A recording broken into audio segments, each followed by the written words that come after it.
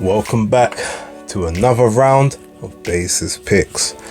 Now, I'm going to be totally honest with you. I am not really feeling to do it this week. So, there's not going to be any breakdowns. Probably won't be any cuts between different shows. I don't even know half of the fights that are on. I know the fighters, but yeah, ultimately, I've got picks, educated guesses, but there won't be any breakdowns of fights or how I see fights playing out tonight. So apologies, but yeah, I give you the picks and do with the information what you will. But without further ado, let's get into it. Okay, so first up is Kazuto Aoki versus Joshua Franco.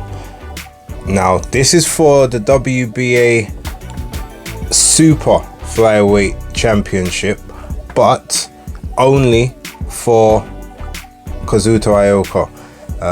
Joshua Franco came in 6.8 pounds overweight on the scales. So yeah, this fight ultimately is a one-way win, and if Aoki doesn't win, then the belt becomes vacant.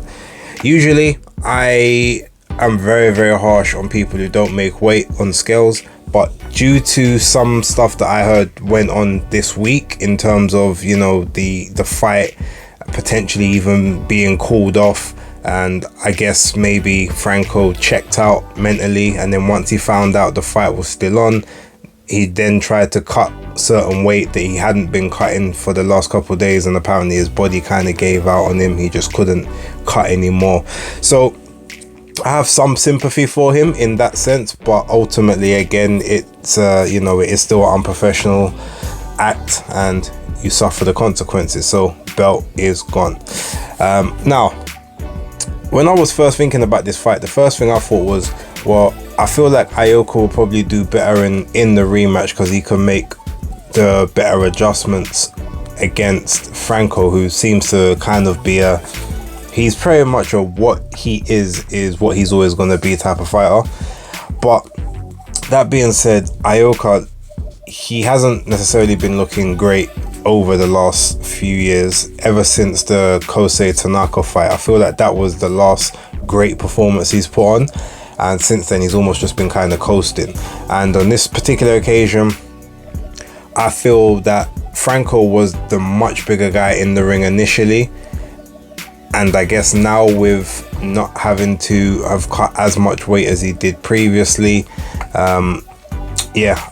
he already got one of the scorecards the last time, and the other two were draws. He's still going to be busy and active, I assume. So I'm actually predicting that Joshua Franco is actually going to take this fight via I'm reckoning a split decision. But yeah, I think he does sort of pull it out the bag. It's just unfortunate he's going to have no belt or no glory at the end of it. Now, after that, what have we got? We've got Puma Martinez versus Jade Borneo on the undercard of the Showtime card. I think it's Carlos Adamas and Julian J-Rock Williams. So ultimately, I think Puma Martinez, slightly older of the two. Borneo's had more professional fights, but Martinez has been in there against better opposition overall. So I am going with Martinez to win on a points decision. I don't think he's getting a stoppage of any sorts in this fight. So I do see it getting to points, but I see it being a fairly comfortable, unanimous decision for him. At worst, I could see it maybe being a majority where one card maybe gets a draw or something. But yeah, Puma Martinez to win that fight. Also on the undercard of that fight, you've got Luis Arias and Erickson Lubin. Now, Erickson Lubin, I feel is a really good fighter. He does have a bit of a suspect chin at times. That when he really gets hurt, he gets hurt. But that being said, considering that he's only lost 2 fights, both of them have been by knockout, but he took an absolute pasting in the Sebastian Fundora fight, but managed to go, I think it was 10 rounds. I think he got stopped in the 10th round by the doctors. But even in that fight, I mean, he buzzed and he dropped Sebastian Fundora. He stuck in there, stayed at it, and I ultimately think against Arias, even though he's going to be sort of a lively opponent, I am predicting that Erickson Lubin does get a victory, and I'm predicting that victory does come via way of KO towards the later rounds. So I'm thinking sort of rounds 8 or 9. Moving to the main event of that one is Carlos Adamas versus Julian J. Rock Williams. I have no worries about how this fight particularly goes. J. Rock is a very skilled boxer, but the one problem with J. Rock is he's basically been through the wars too early in his career. He's had a lot of very tough fights, which has led to a lot of brutal fights, which has also led to his chin being checked on numerous occasions. Now, Carlos Adames isn't the greatest of the 160 division, but Carlos Adames is the guy right now in terms of skill set, movement. He's got enough power that I feel he will hurt J Rock. I see that fight going towards the later part of later rounds. It's going to be highly competitive for sort of the first half, so the first 6 is going to be a really fun fight, I believe, but I see Carlos Adames basically taking out J Rock in and around sort of round, I'm predicting sort of round 10, round 11. If it goes any earlier than that, then that means that J Rock probably has got to hang it up or just accept sort of journeyman status moving forward. And that's not a slight on Adames or himself, but yeah, if he can't sort of last towards the back end of this fight, he's not gonna be a world champion again, unfortunately. Last but not least, gonna move over to the Matchroom card. I don't remember half of the fights that are on this card, if I'm honest, and that's not, again, a slight on those. I know my guy Khalil Cole is going to be on the card. I think he's facing someone called Bernie Bisler, or I know the surname is Bisler. I haven't seen him fight, so I don't know how that necessarily goes, but I always trust in Khalil Cole. I know Rashat Matty's on the card as well, but don't know who he's fighting, and there's a couple others, but ultimately we're just here to talk about the main event. Now, it's Edgar Berlanga versus Jason Quigley. Look, I have no problems at all saying that as a boxer, Edgar Berlanga is trash.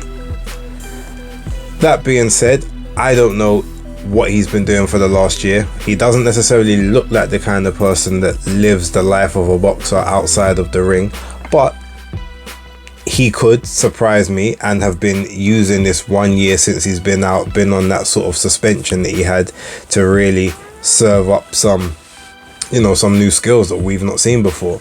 Now, Jason Quigley isn't necessarily the biggest, like, pure boxer out in the world, so he's likely going to try and stand in front of Edgar Berlanga a little bit more maybe than he should.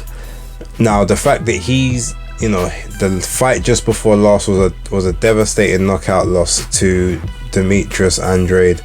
He came back, had one fight, I think after 16 months at super middle, and is now there, but he's a natural 160 guy. Edgar Berlanga is just too big for him, and even if Quigley can make it competitive for 3, 4, 5 rounds, as soon as Edgar Berlanga lands on him, he will, you know, he will test that chin, and that chin will not stand up to the test. So I don't know how long. I think it's going to be sort of 6, 7 rounds, if I'm honest. But I think Edgar Berlanga does get the knockout here inside 8. And if he doesn't get the knockout in this fight, then he is truly washed at this point. And, you know, we all know that string of, you know, what was it, the 15 first round KOs in a row, or 16 first round KOs in a row, that we obviously know they were padded guys, but they were guys that just sat in front of him with no real defense. I'm hoping that Edgar can prove me wrong and do it in a much better fashion than I'm expecting, because I'm expecting him to struggle a little bit. But if he can get the victory and look great, then yeah, cool. I know that he's gonna be a bit vexed that Canelo Alvarez is no longer on DAZN and he's just signed there, but as I said, I believe has always been the plan. He is there to basically be the sacrificial lamb to Diego Pacheco. So I need him to look good in this fight so that by the time they do fight, probably around about April, May next year, you know, they can have that Puerto Rico versus Mexico thing and they can do it in New York, or, you know, maybe they might take that one to neutral ground or whatever. But yeah, that's when Diego Pacheco has his coming out party. But ultimately, yeah, I think Edgar Berlanga is going to take out Jason Quigley within 8 rounds because Quigley is too small, and it was a, you know, it was a poor opponent to start with, but it was an opponent designed to be a good showcase for Berlanga. That's my personal opinion. If you disagree, feel free to put in the comments below. But thank you very much for watching. Apologies that look, this video isn't the same as the others, but again, it's not been a week where I've been excited to necessarily come and talk to you guys, especially after what happened with Franco and Aoki. So thank you very much for watching. As always, like and subscribe. Remember, the memberships are there now, so have a look at the memberships. You can do those, the stickers, the super stickers and all that stuff as well. Got my first one the other day, so bless up, and I'll start shouting out people moving forward when they start coming in. But yeah, for right now, appreciate you. Thank you very much. The Spaces Picks locked.